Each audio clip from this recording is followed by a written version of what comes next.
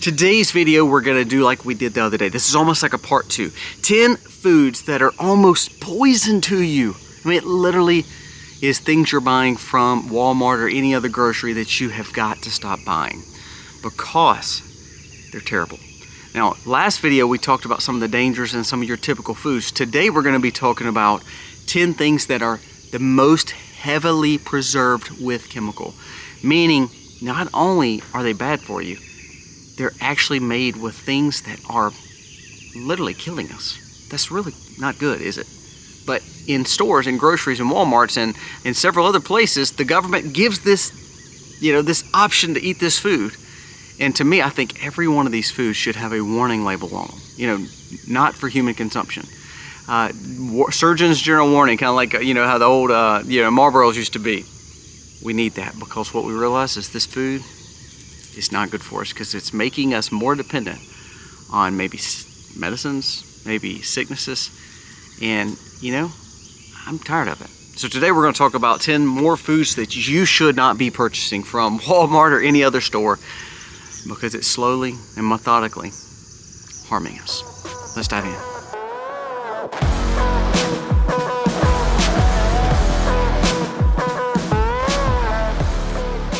Hey guys, welcome to The Max. Thank you so very much for being here today. We're going to be talking about these foods, and I think that more than anything, how dangerous are they to us?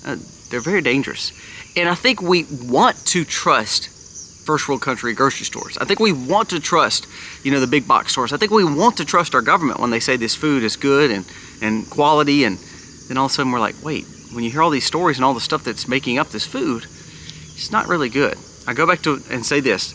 If the ingredient list is more than about 5 to 10 things, if it takes more than 5 to 10 ingredients to make this, this whatever you're purchasing, and then you can't even understand what they are, like if the ingredients are made with stuff that are actually not other food items, then I would say leave it on the shelf, don't you think?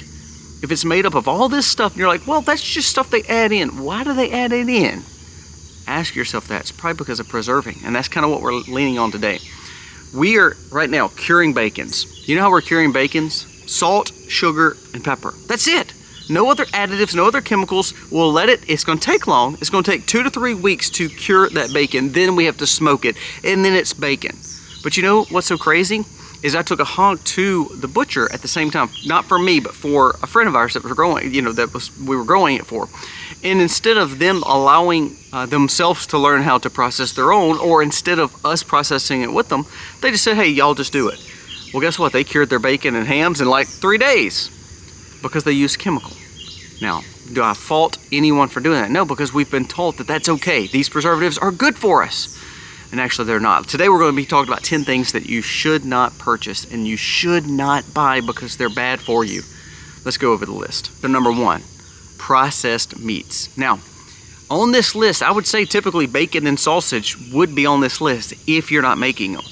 So make sure that if you are buying processed meat, you're buying them that are completely no additives and preserved completely and cured completely natural. Now that is very, very hard to buy from a grocery store unless you're buying it from a Whole Foods or a greener style grocery store. But listen to this, processed meats like hot dogs, sausages, deli meats, these preservatives are fully engulfed in sodium nitrate, and sodium benzoate. They are used to prevent bacterial growth like botulism, maintain reddish pink color. What I've learned is this, when I age out and cure my hams, we quit doing that. You know why? Because we realized if you were not using a lot of the things that like the pink salts and a lot of these nitrates and nitrites, is it looked kind of gray and didn't look like your typical traditional ham. So my kids wouldn't eat it because that's what they thought ham was supposed to be. When you realize that when you cut your hams off, your ham is the back end of the hog, and what people didn't realize is sometimes they're not as pink and red as you think they are. That's all the chemicals they're putting into them and all the preservatives. So what we're realizing is if they are actually getting smoked and cured correctly like bacons and hams, they're very good for you. We eat sausage every day, bacon every day. But if you're buying that from the store, it's actually not good for you. A lot of times people say, well, hams, deli hams, all those kind of things are good for you. They're heavy proteins, not a lot of chemicals on them. That's not correct. Think about it too. When you cut a ham or turkey, have you ever seen a ham or turkey shaped like a cylindrical circle? So you know the process. That means they're either ground up and then repackaged, and then somehow they hold color. They're just not good for us, guys. Quit buying this stuff from the store. Processed meats, overall, meat is great, protein is great, but when you buy it with full of preservatives and all this stuff, additives, then we realize it's actually not good for us. It's really bad for us. So bacon and hams, sausages are great. Buying them from the store with all the preservatives is a no-no. Actually, could be very much bad for us. So don't buy processed meats. Here's one more thing to look up. Have you ever watched how hot dogs were made? It's absolutely disgusting. They even tell you it's the cuttings, it's the trimmings, it's the leftovers. And then they add coloring and spray.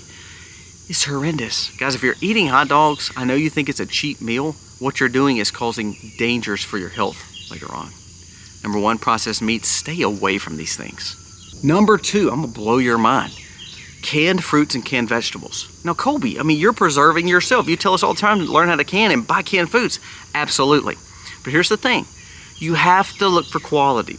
Don't buy the cheapest canned food on the shelf. Don't buy the cheapest canned meat or canned vegetable or canned fruit on the shelf. You have to find the ones that do not have the additives. So when it says it's canned in its own juice, like 100% juice, it's canned with no extra sugar. When it's canned with no extra additives, that's what you want. So when we put up, beans or potatoes or even fruits, we're doing it in its natural, pectin or its natural waters. We're actually putting a little salt in it, and we're done. When you can turn over the canned, fruit or canned vegetable and it says it has like 4 or 5 other different preservatives in there, or for instance, my favorite is this. When people buy fruit, they think they're getting good quality fruit and it says in heavy syrup. Most of it's in high fructose corn syrup. So pay attention. Just like the first point, when I tell you eat your meats and vegetables and fruits, I do want you to eat your meats, vegetables, and fruits. But when you buy highly processed versions of that, you're actually not eating quality. You are filling your body full of fillers. The thing about good food is sometimes it's not going to be cheap. Sometimes it's not going to be so easy for you. So look for the good quality foods. For instance, we grow tomatoes here. We grow a lot of tomatoes here, but definitely not enough to not have to buy canned tomato sauce or canned tomato paste, or sometimes we have to buy that. So we look for the most organic version of that, and we don't buy the cheapest of that. Now, does that mean it's hard? Sometimes we have to order it from Azure, or have to go to Whole Foods, or have to go to a specific store and not just a typical Walmart? Yeah. So I'm challenging you. Eat your meat and vegetables. Eat your fruit. But let's don't have it in high fructose corn syrup. Or let's don't have these vegetables mixed with all these different chemicals. Like I saw one the other day, a vegetable that had polysorbonate in it. Polysorbonate is used also to make like flip-flops and to put in petroleum-based products, and we put it on our yoga mats. Is that really what we want in our vegetables? So make sure we understand that canned fruits, canned vegetables are great. If you're able to do it yourself, that's even better. It's a game changer. But remember, if you're buying them off the shelf, be careful what you're actually buying and what's in them. If you can turn it over and it says peaches, this is peaches and peach juice, peaches, peach water, you're perfect. But if it says peaches, high fructose corn syrup, polysorbonate, you probably should leave it on the shelf. Number 3, this could be one of the worst ones. Sodas and canned drinks. Listen to this. It says, this is preserved with pure sugar. The yeast that typically grows in mold that could grow in any of these typical carbonated drinks is pretty big. I mean, think of when we make kombucha, when we make things that ferment, that's a good process. But in some cases, like these products with these heavy fructose corn syrups and these drinks that are heavily carbonated, these soft drinks that are so economical that you're buying them and you believe that you can drink 1 or 2 or 3 of these a day, it's poison to you. Literally, go get a nasty old junky penny that's been disgusting and brown, and then somehow pour a Coke or a Pepsi or a Dr. Pepper on it. It will literally eat the grime off that. So if it will eat the grime off a copper, what will it do to your insides? Quit drinking soft drinks. Now, before we go any further, a word from today's sponsor. And when I tell you these sponsors like this one, in the world and the dangers of technology, you better have some safety. And this is a good one. Have you ever Googled yourself and literally your family members and information of yours came up, the question always comes to mind is how much of my public information is actually on the World Wide Web, on the internet where people could just access it. Not only that, think about all the spam calls you get, all the spam emails you get. I get several a day and have to block and block and block. That's where my friends at Aura, the sponsor of today's video, can help. Aura will help remove your personal information from data brokers and people searching sites to sell your information from and to identity thieves and scammers and more. Aura monitors your personal data, including your social security number, your house number, your phone number. And not only do they check it and monitor it, they will alert you if all of a sudden they find that your information has been compromised. Also, Aura VPN. VPN protects you on the internet, and this was with military-grade protection when it comes to Aura's VPN. It blocks all scam and phishing sites from getting your information in your accounts. What about an antivirus? What about a password manager? 24/7 US-based support. I get all this in one app called Aura. I do not want to leave myself vulnerable. We talk about it all the time. We live in a digitized world. The last thing I want to do is protect my home and not protect myself online. Check out aura.com/themacs today. You will not be sorry that you did. My information is mine. My social is my social. My address is mine. The last thing I want is someone else to have it. You can go to my link below, aura.com/themacs, and get 2 weeks free. That will be enough for you to see how Aura is an asset to you, because you're going to realize how much you're exposed online. Stop leaving yourself vulnerable. Check out Aura today. Link is in the description. Thank you so much, Aura, for sponsoring today's video. Number 4, this is probably the hardest one for our children, and of course for us too, because we get used to this. But number 4 is packaged snacks, things like chips, pretzels, crackers, things like that. You want to eat that stuff, but when you actually start looking at how much junk is in crackers or chips or pretzels, it's mind-blowing. Some of the things, if you look at them, the preservatives such as BHE, BHA, BHT, TBHQ, and you can't even pronounce it. You know why they use those initials? Because they're such big words, you don't even understand what they are. These things help with keeping things from going rancid, like fats and oils. Keeping snacks crispy. You know, I tell you the other day, it's kind of like the cheese I was talking about, in which we'll talk about cheese in a little bit. The anti-caking agent in cheese is actually carcinogenic. Same thing with these chips. Is chips bad? No. Like for instance, we make homemade chips all the time, sweet potato chips and potato chips. We actually put some in the dehydrator, even freeze dryer, but really we'll cook them on the stove in lard. Those chips are phenomenal. They're great. We want to enjoy potatoes.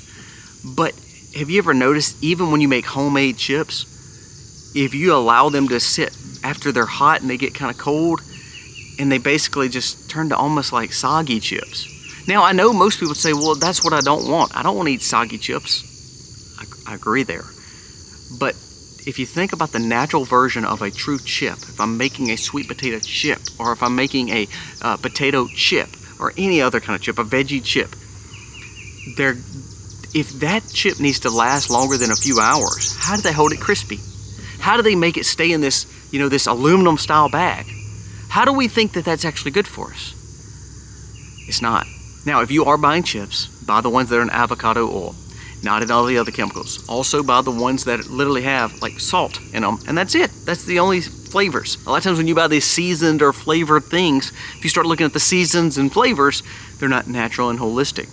So like for instance, if we buy something like a chip, we buy a salted chip, basically air fried in, either air fried or either put in avocado oil only if we're not homemade making them.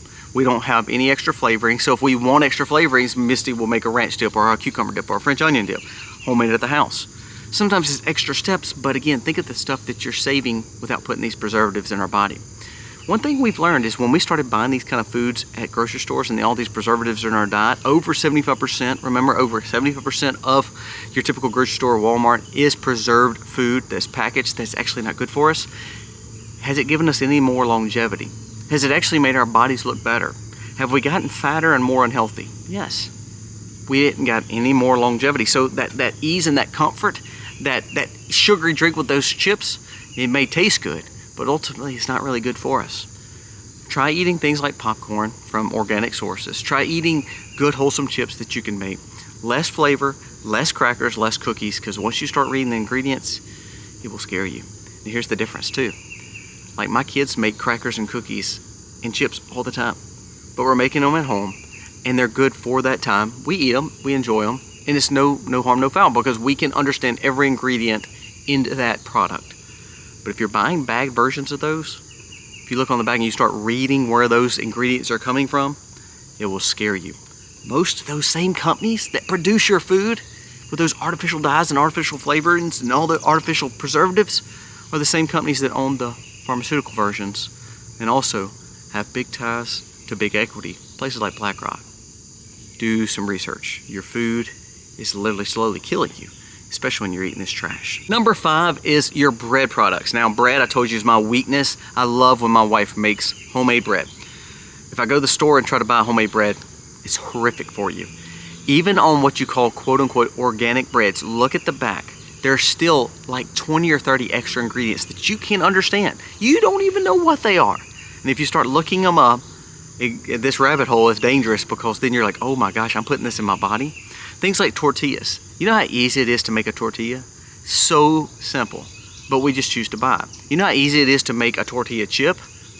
So easy to buy it, but don't do that. You've got to learn to quit buying those kind of things. Everybody can learn how to make sourdough bread or simple dry instant yeast bread. 3 or 4 ingredients, you're done, and it's the best quality bread. Throw a piece of butter on it, throw some garlic on it, have some fun with it, and you can develop a taste for those kind of breads. And then you'll realize when it only lasts 3 or 4 days and you get upset that some of that bread's molded, it helps you think, well, why? How did that bread that I bought at the store 4 months ago still is fresh? It's because of all the chemicals. Here's my favorite. My kids, when we first started making our own bread, they'd be like, Dad, we don't like this bread because it's hard. Talking about the bread we made. And it wasn't that it was hard, it was just harder. It wasn't like a sponge. And then the more that we started doing research on this quote-unquote spongy, yummy bread from Walmart and from other places, then we realized this stuff will literally kill you. It has so much chemical in it to make that bread stay quote-unquote fresh that you're like, what am I putting in my body? It makes you feel irresponsible. You know, part of being a homesteader and prepper is understanding good stewardship. I want to be good stewardships with the money, the things that God's blessed us with. Well, the biggest part of that is our body, our health. If we're eating this trash, if we're putting trash in, then we're either going to be unhealthy or letting trash come back out. If we're eating holistically and good quality, and then we're learning how to be good stewards with what God's made us, what God has given us, then we'll realize our health is better, our quality of life is better, we're healthier, and it allows us to be more active with our children and go out and enjoy the world. Quit eating any bread products from a store, because most of them are the most preserved. Even on this list, bread is some of the most preserved things that you can buy at Walmart. We're going to run through the rest of this list because these are all things that we typically throw in our shopping cart not thinking. Number 6, cereal. The sugariest processed garbage in a store is based on what we consider breakfast food. We've been lied to and say, well, Pop-Tarts and cereals are good for you. Anything on this aisle is good for you. The most dangerous aisle to children and to a typical grocery store to the public is the cereal aisle. Because the amount of sugar and the amount of garbage that's in this cereal, the artificial flavorings, is absolutely horrendous for us. All those colors that's on those, you know, those marshmallowy snacks and those sugary snacks and those Fruity Pebbles, those Fruit Loops and all those things, when you start looking at it, a lot of those chemicals are the ones that, of course, RFK is trying to get rid of. But the yellow 5s, the red 6s, the red 5s, the blues, if they're not using good quality fruit, things like turmeric, things like spirulina, things like tomatoes, if they're not using that to build the coloring, then they're using the false version of that. Turn over a box of cereal, any kind of box of cereal, and you're going to start reading some of those sugary ingredients. Most of it's made up of high fructose corn syrup. But not only that, if you start reading some of those, it's all the ides and all the 8s, and then they have all these definitions of all these abbreviated versions.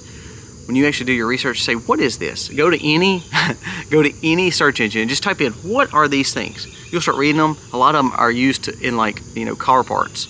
A lot of them are used in making flip-flops. A lot of these are used in making tires. A lot of these are used in running your car. And you're thinking, I'm putting these in my body?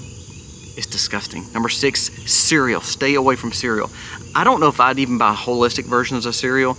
Now, if you want to find like some kind of mini wheats or some kind of, Honey Nut Cheerios, something that doesn't have a lot of flavoring, that's fine. Buy an organic version of that. Most of the time, it's still probably not good for you because it has a lot of extra sugars and carbs, unless it's based in honey or stevia. But to be honest with you, most of those kids are used to eating the trash. They don't want the cereal anymore. Go back to some eggs and sausage. It's better for you, especially if you're getting these eggs off a farm. Eat some organic eggs. Eat some biscuits that you made because you learn how to make breads. Learn how to make biscuits because your kids will appreciate it. And if you really want to know breakfast is the best meal of the day, it is when you're actually making it, not getting it out of a box. Number 7, one of the biggest things that when we were all kids we probably ate was those cheap frozen pizzas. If you turn them over, it's disgusting what is in these things. So we talked about the processed meat. We talked about the anti-caking agents of cheese the other day. We talked about the breads already. And so now all those things we told you not to buy is now put into a frozen version put together with even more preservatives on it. So stay away from the frozen pizzas, anything in the frozen aisle unless it's just a natural vegetable, organic vegetable that was holistically grown.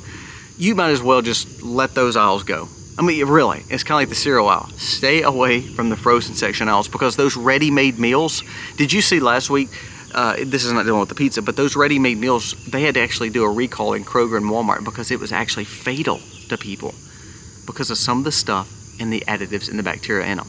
Remember this, if it takes factories and people who probably don't want to work and then economics and big business to make this product and to make it last longer and they're trying to do it the most economical way, do you actually think that's the best for us?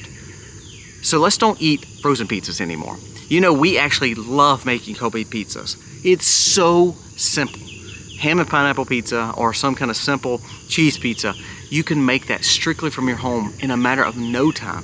It's so easy. Pizza dough is so easy to make. It's like 3 or 4 ingredients. Bam, you're done. And again, it allows you to have time with your children. You're eating better, you're eating quality, and it's not nearly caloric dense. It's not nearly as bad for you because you're eating it from a trusted source without the preservatives. Your home.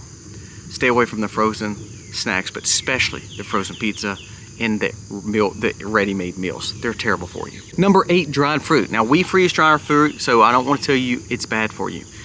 But if you're buying things from the store like frozen, freeze-dried raisins or apricots or pears, if you look at the back, instead of it just being the natural source, it's actually got a lot of chemicals on it. You know what I've learned when we started freeze-drying fruits? When you freeze-dry like strawberries and plums and berries, any kind of berries, a lot of those are not very sweet. They're not naturally sweet. Now, apples and bananas, things like that are. But for most things, when you freeze-dry them or you dehydrate them, it packs a very heavy punch. So when you get yours from the store, instead of actually doing it yourself, you realize all the extra sugar and additives they had to add to make that enticing. We have freeze-dried plums right now. We had to get rid of some plums because of this tree over here made piles of extra plums. So we're like, hey, let's just freeze-dry some because we got the freezer's full. We got plenty of jams and jellies. Let's just freeze-dry them. We put those things in there. You took a wonderful sweet item and then we freeze-dried it, and then that's, things like prunes, plums, typical things you would buy, grapes, raisins, so typically you would freeze-dry them and they would be yummy. Man, we got the plums out and it was like tart. Now, we ate them, but there was no additives to it. It was just natural sugars, but it also had its natural tartness. Peaches are some of those same things. Nectarine, some of the same things. So if you're buying them in the freeze-dried section, if you turn it over, the added amount of sugar is astronomical. Be careful on freeze-dried fruits. It kind of goes back to the canned fruits. Fruits are very good for you, but if you're not buying them in its normal source, this organic source, or you're not getting them off your own trees, or you're not preserving them the right way, then the preservatives that they're adding to them is actually extremely bad for you. Number 9 is my weakness, condiments. I love ketchup. I'm a huge ketchup fan. My wife is better at this. So we buy organic ketchup or make our own, sugarless ketchup. It's hard to get used to because you've been used to the junky version of ketchup. A1, all those. If you actually start turning them over, those preservatives that actually held those things for so long, along with the high fructose corn syrup, most of those products are very, very bad. So like for instance, barbecue and ketchup are my weaknesses because I want to put that on everything. I'm carnivore most of the time, so I'm putting it on literally everything. And then when you actually started looking at the ingredients, you're like, I can't do this anymore. So we started buying better quality versions. So like Kinder has an organic version, so it's not as sweet on the barbecue. There's also a Primal Kitchen version of ketchup. If you're not making your own, it reminds you of tomato sauce, truthfully, but it has a little element of like stevia in it to make it a little bit sweeter. But then when you actually compare it to like true, cheap ketchup at the store, the ingredient list on like Primal Ketchup or your homemade ketchup is like 3 things. The ingredients on the ketchup that you're buying in the store is like 6, 7, 8, 9, 10 times the amount of stuff that's in true ketchup. So it's may have 50 ingredients on there to make ketchup. Same way with A1 or barbecue. If it starts having all this dextrin and nitrates and all, when you start looking up that stuff, most of that stuff is synthetically made, and it's actually really bad for you. So number 9, condiments. Watch this. Ranch is another big thing. They left at this party the other day for the youth, and my kids were like, I don't know if we should be eating this. And I'm glad that they actually have that innocence to say yes. When you start looking at the back of that Hidden Valley Ranch, it's scary what's in it. Mayo's another one. We have a video on how to make mayo.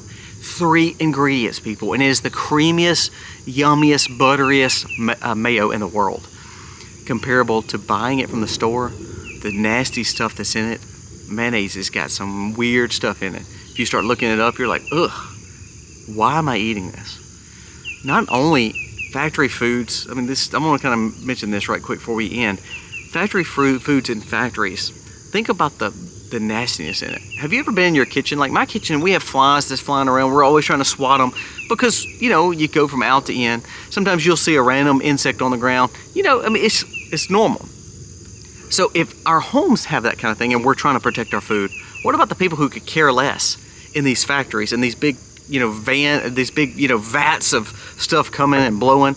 They said that an average hot dog has human DNA in it. And that is disgusting, isn't it? Now, I'm not saying somebody's put flesh in there. What I'm saying is people breathe on it. Fingernails and skin particles. Ugh, it's gross. So when you're buying food, remember, you're buying something else someone made. And do you trust them? If you don't know them, how can you trust them? And then on top of that, all the chemicals, ugh, gross. Number 9, condiments. This is one that you can easily make at home and don't have to buy them. When you're buying a whole bottle for $2 or $3, it probably shows that it's not good. And plus the plastic it's in, that's even another thing that's bad. Quit buying condiments. And lastly is dairy. This is my biggest because we kind of raise our farm around our dairy animals. The things such as niacin, sorbic acid, sodium benzoate, that is typically in the creamers, in the processed cheese, and in the milks. I told you before, I say this, I feel like every video. If my raw milk can only last 5 days, how can I make milk last, 40 days?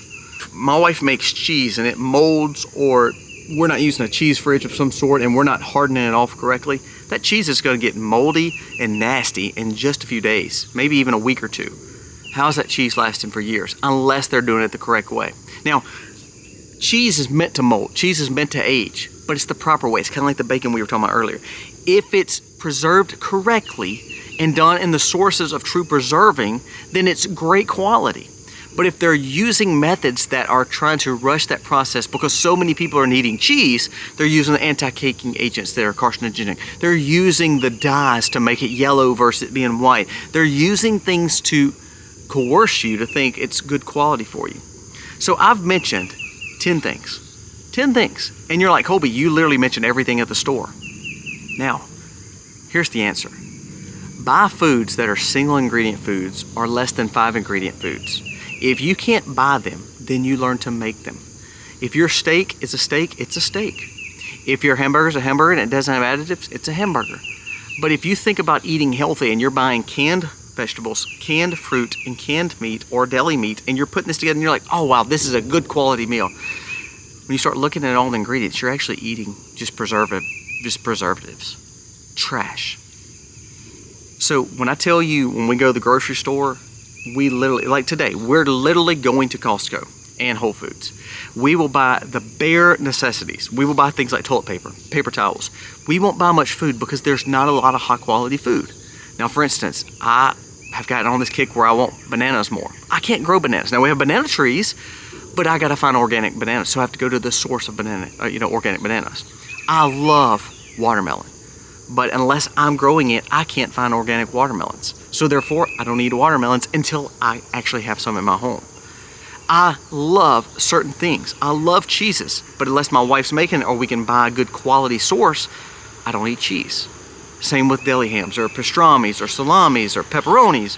I love those things, but if we're not making them or I don't know the source, then I don't buy it. Sometimes the grocery looks good, it looks enticing, but it's meant to look enticing and meant to be convenient. Sometimes we realize convenience is not any good for us.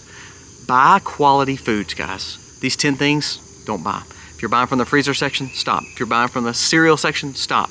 If you're buying from the bread loaves, stop. Learn to make some of those. Now, if you can't get rid of all these 10, that's fine. Keep some of them, buy the holistic version, and learn how to make the others. Bread would be a big one. Pizzas would be a big one. Not buying deli hams would be a big one. Learning to do just certain little things, getting 1 or 2% better each and every day is going to make a huge difference in your health, in your life, being a good steward, and you're going to enjoy being in the kitchen a lot more with your family. Guys, thank you for watching. God bless.